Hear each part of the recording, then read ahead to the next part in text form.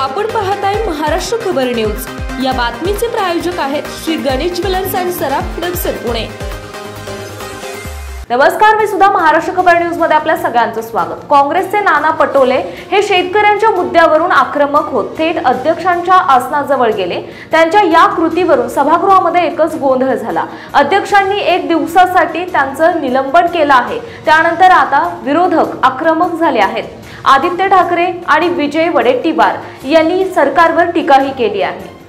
आज सभागृहामध्ये शेतकऱ्याचा अवमान करणारा भारतीय जनता पक्षाचा नेता आणि माजी मंत्री बबनराव लोणीकर यांनी ज्या शब्दाचा वापर करून म्हणजे शेतकऱ्यांना मोदी हे शेतकऱ्यांचे बाप आहेत अशा प्रकारचा उल्लेख करून आणि शेतकऱ्यांना तुमच्या अंगावरचे कपडे या आम्ही दिलेत, तुमच्या पायातले जोडे चपला आम्ही दिलेत, तुमच्या आई बहिणीला आम्ही पैसे दिलेत, अशा प्रकारचा शेतकऱ्यांना पूर्णतः शेतकऱ्यांचा अवमान करणं, अपमान करणारा आणि जसे काही शेतकरी यांच्या बापांच्या भरोशावर जगतात अशा पद्धतीचं निंदाजनक वक्तव्य त्यांनी केलं।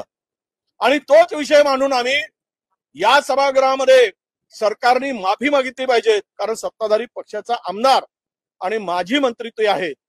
त्यामुळं आम्ही ही मागणी केल्यानंतर आम्हाला तिकडे बोलू दिलं नाही।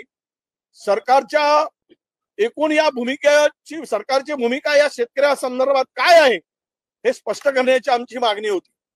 तुम्ही केलेल्या वक्तव्याला समर्थन देताय की तुम्ही त्या आमदाराला आणि मुख्यमंत्र्यांनी माफी जर मागितली असती या राज्याच्या मुख्यमंत्र्यांनी की शेतकऱ्यांचा बळीराजाचा जर हे सरकार असेल, थोडा तरी यांना कणव असेल तर माफी मागितली असती। आणि तीच मागणी नानाभाऊ पटोलेंनी केली आणि विरोधकांनी केली, परंतु त्यांना अजिबात बोलू द्यायचं नाही। विरोधकांना ही जी काही सरकारची भूमिका आहे ही काही आणि अध्यक्षांच्याकडे मागणी करून जर त्याला आम्हाला बोलण्याची संधी मिळत नसेल तर आम्ही शेतकऱ्यांचा अवमान करणाऱ्या सरकारच्या विरुद्ध आम्हाला भूमिका घ्यावी लागली। आणि शेतकऱ्यांसाठी आम्ही काय सस्पेंड केलं, काय जेलात टाकलं, काय कुठली सजा दिली तरी शेतकऱ्यांसाठी आम्ही लढू, आम्ही लढणार आहोत। शेतकऱ्यांच्या पाठीमागं सत्ताधारी जरी नालायकपणा करत असतील तरी विरोधक म्हणून त्यांच्या पाठीमागं खंबीरपणे उभं राहण्याचा निर्धार, त्यांचा अवमान महाराष्ट्र कधी सहन करणार नाही। महाराष्ट्रातली जनता त्या बळीराजाचा अन्नदात्याचा अपमान सहन करणार नाही। आणि म्हणून आम्ही ज्यावेळेस मागणी केली आणि नाना पटोलेंनी ज्यावेळेस ही मागणी केल्यानंतर त्यांना एक दिवसासाठी निलंबित केलं गेलं। म्हणून आज आम्ही सर्व विरोधकांनी जोपर्यंत हे सरकार माफी मागत नाही म्हणून आज आम्ही कामकाजावर बहिष्कार टाकून जिथे बोलण्याची संधी नाही, जिथे बाजू विरोधकांना मांडण्याची जर त्यांना संधी दिली जात नाही आणि शेतकऱ्यांचा अवमान करणाऱ्याला सरकार पाठीशी घालत असेल तर या विधानसभेमध्ये आज आम्ही बसण्याची आमची मानसिकता नव्हती। म्हणून आम्ही विरोध करून बहिष्कार टाकून बाहेर पडलो आहोत। यानंतर आदित्यजी बोलतील।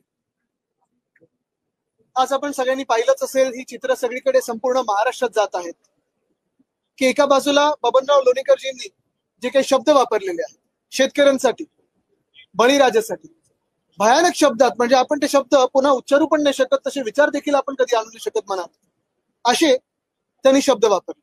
साधी सोपी गोष्ट हीच होती की आम्ही स्थगन प्रस्ताव मांडत असताना त्यांच्या वतीने कोणीतरी किंवा त्यांनी स्वतः माफी मागितली असती, शेतकऱ्यांची माफी मागितली असती, बळीराजाची माफी मागितली असती आणि विषय कदाचित तिथे संपला असता। पण ते स्थगन प्रस्ताव मांडू न देणं, त्याच्यावर आम्ही काही बोलायचंच नाही आणि जणू काही सरकार आणि पूर्णपणे भाजप बबनराव लोणीकरांनी जे काही वक्तव्य केलं यांच्याशी सहमत आहे किंवा त्यांचंच अधिकृत ही लाईन आहे असं समज केल्याने आम्ही आंदोलन हाऊसमध्ये सुरू केलं।